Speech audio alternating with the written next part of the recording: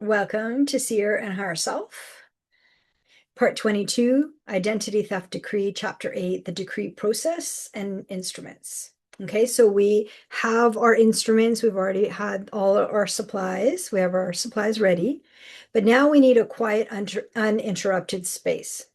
Okay, and I always say, you have one or two pieces. Ideally, we want to fit everything on both sides in one piece of paper, but if it goes onto another piece of paper, that's okay. And have, all your fire starter, have your pen, have your you can use a candle to burn, have your pot, in the kitchen nearby, have your tongs or your scissors, your sea salt, and then you're gonna be close to the toilet and the kitchen. And then, you're gonna really claim it in your throat when you speak your decree out loud. And one young man, he said, "No, I want to stand when I do my decree." And he did. But my body feels overwhelmed, so I have not done a decree standing up. So just doing some energy clearing through the hair, just because those examples, in chapter 7 can cause a fright. Don't be frightened. Like these are just, it's educational, meaning like it's just for your awareness, and then you'll notice and see if you've ever had that feeling or that experience, or maybe you're experiencing it now and you're like, aha, I know what's happening. That's amazing. That's a clear awakening. And so the decree is an energetic severance. This is energy work. So it's complete. Contracts, cords, vows, agreements dissolved, not just released with love and light. That's bypassing. Okay, so it's a severance. We're naming it and we're saying what we revoke and we're saying what we reclaim. And so you're no longer energetically connected. Like I'm no longer energetically connected to the mother. I'm no longer energetically connected to Dolores Cannon or quantum hypnosis, right? I'm no longer obligated in their timeline. I'm no longer obligated to my aunt in this timeline.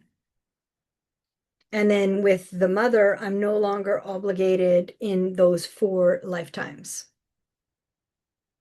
in other timelines. So there's 3 other timelines I was connected to her, and those have been closed.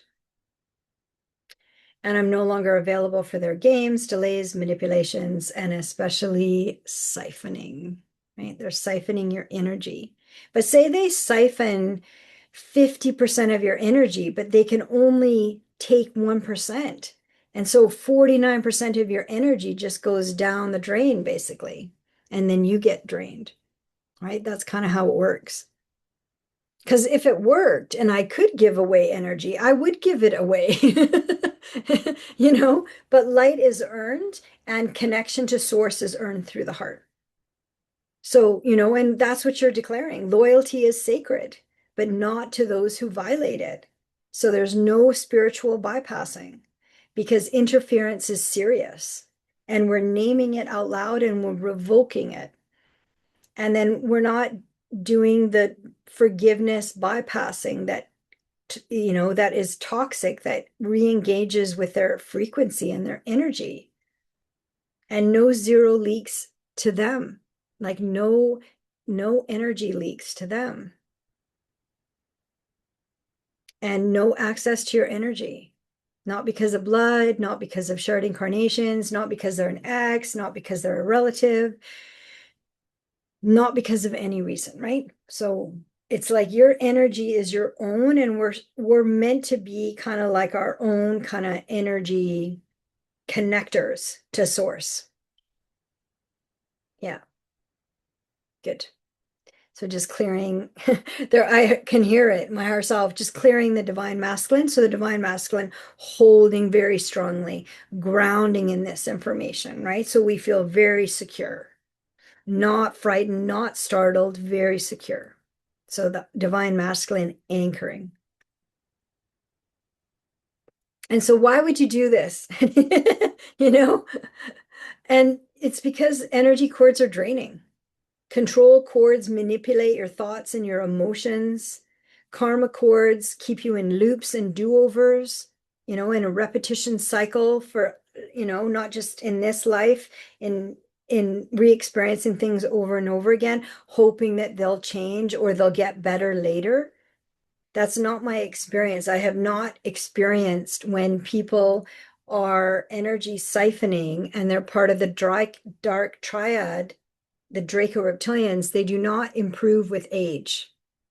They usually become more desperate, like the one young woman's mother, where she potentially is dying, and so she wanted to take over the daughter's body.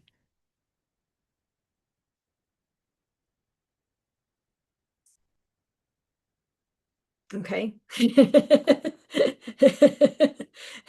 Once you see it, it's not so scary. Once you name it, it's not so overwhelming.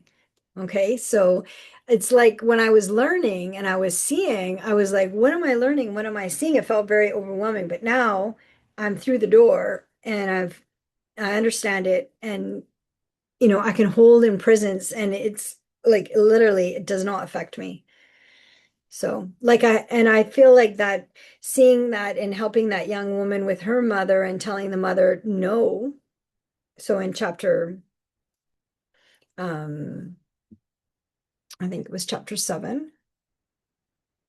It was, yeah, chapter 7. So identity theft examples. So yeah, I just, I saw it, and because I was so clear myself, then I could do it for her. So that's when I know that I've really embodied learning something, when I can take action very quickly and easily for others. And it's like I didn't feel bad. Like the mother is not meant to live and take over the young daughter. Like, the young daughter has her own agency, her own life, her own family, her own children she needs to take care of. So, the answer is no. So, all right. Thank you for being here, and I'll see you in the next chapter.